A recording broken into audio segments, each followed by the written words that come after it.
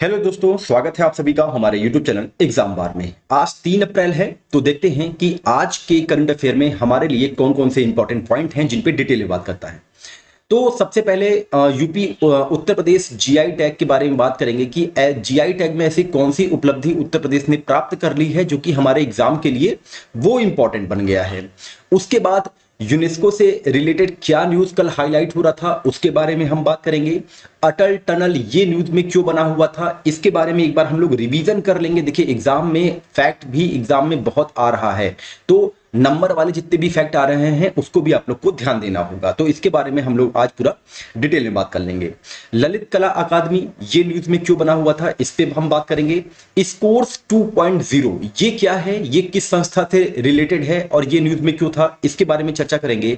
और अंत में लाल सागर क्यों बना हुआ था इसके बारे में बात करेंगे और ये हमारा वर्ल्ड ज्योग्राफी का पोर्शन कवर करेगा, हमारे एग्जाम के लिए बहुत इंपॉर्टेंट है और ऐसे ही हम लोग को रिवीजन करना चाहिए करंट अफेयर से रिलेट करके। तो चलिए शुरुआत करते हैं वन लाइनर से।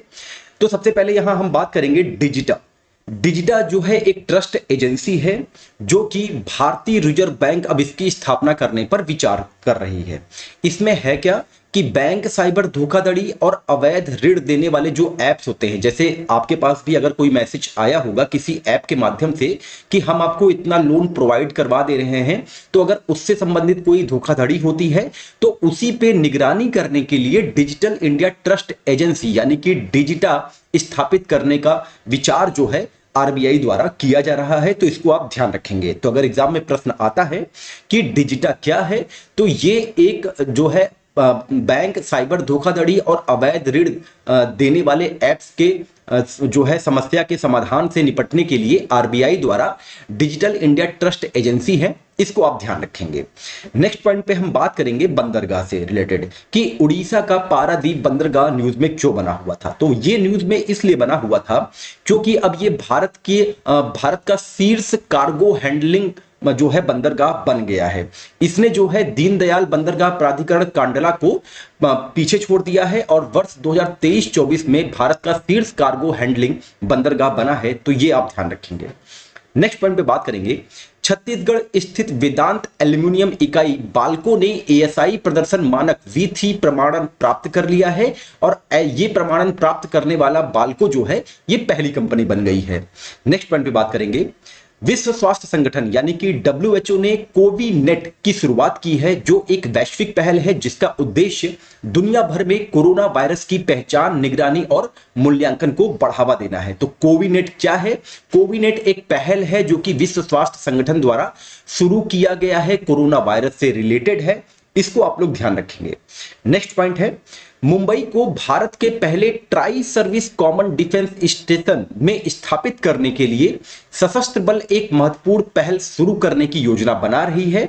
यह थल सेना, नौसेना, वायुसेना के बीच सामंजस्य हासिल करने के दिशा में एक महत्वपूर्ण कदम है। तो भारत का पहला tri service common defence station कहां पे निर्माण किया जाएगा? मुंबई में किया जाएगा, इसको आपको ध्यान रखना है। नेक्स्ट पॉइंट पे बात करेंगे आरईसी लिमिटेड ने नवीकरणीय ऊर्जा को वित्त पोषित के लिए स्कॉच ईएसजी पुरस्कार 2024 जीत लिया है, इसको आप लोग ध्यान रखेंगे। अच्छा, अगर आपको जो है जानकारी है कि आरईसी लिमिटेड जो है ये किस प्रकार की कंपनी है, यानी कि नवरत्न कंपनी है कि महारत्न कंपनी है कि मिनी श्रेणी की कंपनी है, तो आप लोग कमेंट सेक्शन में जरूर मेंशन करें। स्कॉच ईएसजी पुरस्कार पर्यावरण, सामाजिक और शासन प्रथाओं में उत्कृष्ट प्रदर्शन करने वाले संगठनों को मान्यता देता है, इसको भी आपको ध्यान रखना है। नेक्स्ट पॉइंट पे बात करेंगे अफ्रीकी देश कांगो लोकतांत्रिक गणराज्य के राष्ट्रपति फेलिक्स ने जुडिथ सोमिनवा तुलका को देश की पहली महिला प्रधानमंत्री के रूप में नियुक्त किया है। तो चूंकि ये कांगो की जो है पहली महिला प्रधानमंत्री बनी है तो इनका नाम आप ध्यान रख सकते हैं क्योंकि ये अफ्रीकी कंटिनेंट से रिलेटेड है, तो हमारे एग्जाम के लिए ये जो है इंपॉर्टेंट होगा। जुडिथ सुमिनवा तुलका, ये नाम आप ध्यान रखेंगे। नेक्स्ट पॉइंट है मिस्र में अब्देल फतेह अल सीसी ने तीसरी बार राष्ट्रपति की शपथ ली है, इसको भी आप लोग ध्यान रखेंगे। अब आगे हम बात करते हैं नेक्स्ट पॉइंट पे 56वीं राष्ट्रीय खो खो चैंपियनशिप 2023-24 में महाराष्ट्र की टीम ने दिल्ली के करनैल सिंह स्टेडियम और इंदिरा गांधी इंडोर स्टेडियम में आयोजित पुरुष और महिला दोनों खिताब अपने नाम किए हैं। तो किसने जीता है? महाराष्ट्र ने जीता है 56वीं राष्ट्रीय खो खो चैंपियनशिप। इसको आप लोग ध्यान रखेंगे। अब आगे हम बात करते हैं डिटेल में कि उत्तर प्रदेश ने जीआई टैग से रिलेटेड ऐसी क्या उपलब्धि प्राप्त की है जो कि न्यूज में लगातार बना हुआ है। तो उत्तरी भारतीय राज्य उत्तर प्रदेश ने देश में सबसे अधिक भौगोलिक संकेत प्रमाणित उत्पाद रखने में अब शीर्ष पर आ गया है। इसको आपको ध्यान रखना है। हाल ही में 15 नए उत्पादों को शामिल करने के साथ उत्तर प्रदेश अब तमिलनाडु के 58 को पीछे छोड़ते हुए कुल 69 जीआई टैग उत्पाद जो है प्राप्त कर लिया गया है उत्तर प्रदेश के। ये आप लोग ध्यान रखेंगे, यानी कि उत्तर प्रदेश में अब 69 ऐसे उत्पाद हैं जिनको जीआई टैग दिया गया है, जो कि भारत के जितने भी राज्य हैं उनमें सबसे शीर्ष पर है। इसको भी आप ध्यान रखेंगे। और दूसरे स्थान पर तमिलनाडु अब आ गया है। 30 प्रमाणित उत्पादों के साथ वाराणसी शहर जो है वो जीआई टैग वस्तुओं के उत्पादन में अग्रणी शहर बना हुआ है पूरे देश में। इसको भी आप ध्यान रखेंगे, जो कि एक किसी भी भौगोलिक क्षेत्र के लिए सबसे अधिक है। अब जो हाल ही में प्रमुख जीआई टैग दिए गए हैं उनको हम लोग देख लेते हैं। कल हमने देखा था बनारस ठंडई, बनारस तबला, बनारस सहनाई, बनारस लाल भरवा मिर्ची, चिरई गांव कुरुंदा, बनारस लाल पेड़ा, इन सबको जीआई टैग दिया गया है। बनारस के मूरल पेंटिंग, जौनपुर इमरती, मथुरा सांझी शिल्प, बुंदेलखंड कठिया गेहूं, पीलीभीत बांसुरी, संभल बोन क्राफ्ट, चित्रकूट लकड़ी के शिल्प एवं खिलौने, मुंज शिल्प और रामपुर पैच वर्क, इनको अभी हाल ही में जीआई टैग मिला है। ये सारे के सारे यूपी से रिलेटेड हैं। इसको आपको ध्यान रखना होगा। तो ये फैक्ट जो है आपके यूपी स्पेशल में भी काउंट होगा। इसको आप लोग ध्यान रखिए कि अब जो है जीआई टैग के मामले में उत्तर प्रदेश शीर्ष स्थान रखता है और बनारस जो है उसमें सर्वाधिक जो है जीआई टैग प्राप्त करने वाला शहर बन गया है। 30 उत्पादों को जीआई टैग दिया गया है। ये आप लोग ध्यान रखेंगे। नेक्स्ट पॉइंट पे बात करेंगे कि ये यूनेस्को का विश्व धरोहर स्थल ये न्यूज में क्यों बना हुआ था। तो न्यूज ये है कि मध्य प्रदेश के 6 नए स्थानों को हाल ही में विश्व धरोहर स्थलों की संभावित यूनेस्को सूची में शामिल किया गया है। अब चूंकि संभावित यूनेस्को सूची में शामिल किया गया है तो किसी को मिल सकता है विश्व धरोहर का टैग, किसी को नहीं भी मिल सकता है, लेकिन यह भी हो सकता है कि सभी के सभी को जो है विश्व धरोहर का टैग मिल जाए। तो अब ये 6 नए स्थल कौन कौन से हैं इनके बारे में देख लेते हैं। हमारे एग्जाम के लिए इंपॉर्टेंट हो सकते हैं ये। तो सबसे पहले ग्वालियर किला है। तो ग्वालियर किला को भी संभावित यूनेस्को सूची में शामिल किया गया है। इसके बारे में कुछ फैक्ट है उसको देख लें कि इसकी नींव जो है 6ठी शताब्दी ईसा पूर्व रखी गई थी, जिसका श्रेय राजपूत योद्धा सूरज सेन को दिया जाता है। इसकी संरचनाओं में तेली का मंदिर, चतुर्भुज मंदिर, सास बहु मंदिर, गुरुद्वारा दाता बेंदी छोड़ जैसी प्राचीन मंदिर उल्लेखनीय है जो अपनी सांस्कृतिक महत्व को बढ़ावा देती हैं। नेक्स्ट जो स्थल है वो है मध्य प्रदेश का धमनार का ऐतिहासिक समूह। बता दें कि धमनार के ऐतिहासिक समूह में 7वीं शताब्दी ईस्वी पूर्व की 51 चट्टानों को काटकर बनाई गई गुफाएं, स्तूप, चैत्य और आवास शामिल हैं।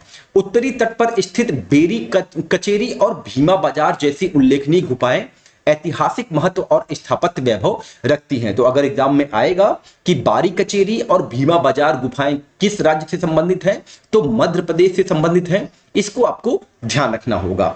जहां पर गौतम बुद्ध की निर्वाण मुद्रा में चित्रित एक विशाल मूर्ति भी है धमनार के ऐतिहासिक समूह में। इसको आपको ध्यान रखना है। नेक्स्ट जो स्थल है वो है भोजेश्वर महादेव मंदिर। इसको भी संभावित सूची के लिए भेजा गया है, इसका भी नाम। तो ये राजा भोज द्वारा 11वीं शताब्दी में बनवाया गया था और भोजेश्वर महादेव मंदिर प्राचीन वास्तुकला कौशल और भगवान शिव की भक्ति का एक प्रमाण है। यह मंदिर वास्तुकला की भूमिजा शैली का अनुसरण करता है, जिसकी विशेषता इसका विशाल शिखर और अलंकृत सजावट है, जिसमें तत्व द्रविड़ शैली से भी प्रभावित है। नेक्स्ट जो स्थल है वो है चंबल घाटी के रॉक कला स्थल। चंबल घाटी दुनिया में रॉक कला स्थलों की सबसे बड़ी सघनता का दावा करता है। उल्लेखनीय स्थानों में भीमतल महादेव, चतुर्भुज नाथ नाला और गारडिया महादेव है। प्रत्येक क्षेत्र में रॉक कला विरासत की समृद्ध टेपेस्ट्री में योगदान दे रहे हैं। विंध्य, सतपुड़ा और कैमूर पर्वतमाला के पहाड़ी क्षेत्रों के बीच कलात्मकता पनपति जो प्राकृतिक परिदृश्य के साथ सहजता से मिश्रित होती है, इसीलिए इसको जो है यूनेस्को के संभावित विश्व धरोहर सूची के लिए इसका नाम भेजा गया है।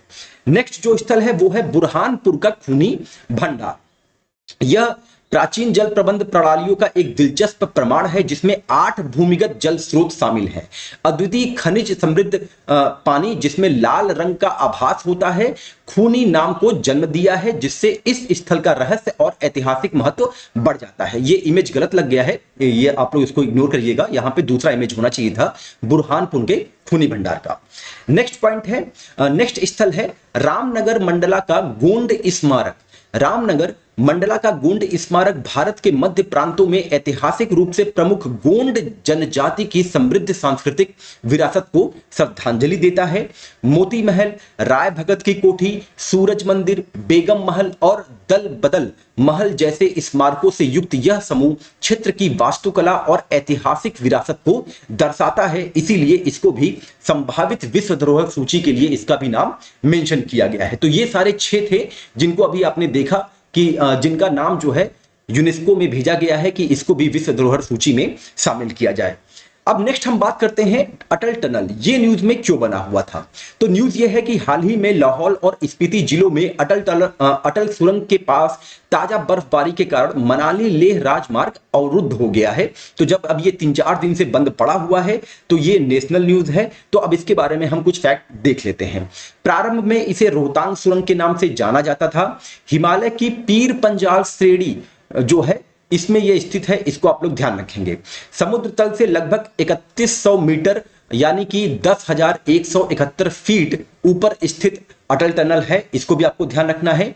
मनाली को लौह और स्पीति घाटी से ये जोड़ता है अटल टनल। यह रोहतांग दर्रे से होकर गुजरता है और इसकी कुल लंबाई 9.02 किलोमीटर है, इसको आपको ध्यान रखना है। ये फैक्ट आपके एग्जाम के लिए इंपॉर्टेंट होगा। अब नेक्स्ट पॉइंट पे बढ़ते हैं और बात करते हैं कि अगली न्यूज क्या है।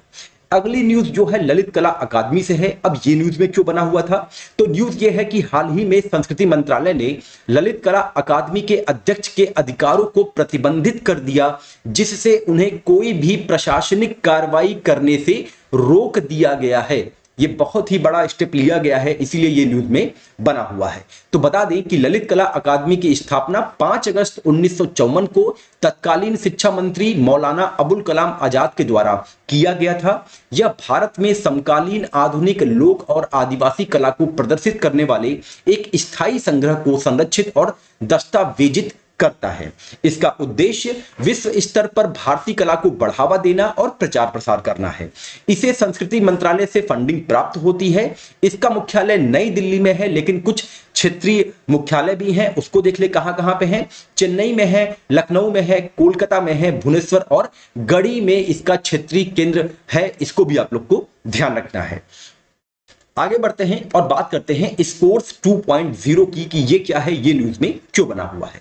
सेबी ने हाल ही में सेबी शिकायत निवारण प्रणाली यानी कि स्पोर्ट्स 2.0 का नया संस्करण लॉन्च किया है, इसीलिए ये न्यूज में बना है। तो स्पोर्ट्स 2.0 किससे रिलेटेड है, सेबी से रिलेटेड है, इसको आप लोग को ध्यान रखना है। यह 2011 में शुरू की गई सेबी की एक वेब आधारित केंद्रीकृत शिकायत निवारण प्रणाली है। यह निवेशकों को अपनी शिकायत दर्ज करने और उन पर कार्रवाई करने और ऐसी शिकायतों के निवारण की स्थिति को कहीं से भी ऑनलाइन ट्रैक करने में सक्षम बनाती है। निवेशकों की शिकायत के निवारण के लिए कम समय सीमा की सुविधा होगी, जो शिकायत प्राप्त करने की तारीख से 21 कैलेंडर दिन यानी कि 21 दिन के अंदर जो है आपकी शिकायत का निवारण हो जाएगा स्पोर्ट्स 2.0 के माध्यम से। अब हम बात करते हैं आगे नेक्स्ट पॉइंट पे कि लाल सागर ये न्यूज में क्यों बना हुआ था, और यहां से हमारा वर्ल्ड ज्योग्राफी का क्वेश्चन भी बन सकता है और ये हमारे एग्जाम के लिए भी इंपॉर्टेंट होगा। तो न्यूज ये है कि हाल ही के दिनों में वैश्विक व्यापार को महत्वपूर्ण चुनौतियों का सामना करना पड़ रहा है, जिसका मुख्य कारण लाल सागर से गुजरने वाले महत्वपूर्ण समुद्री मार्गों में से एक में व्यवधान उत्पन्न हुआ है।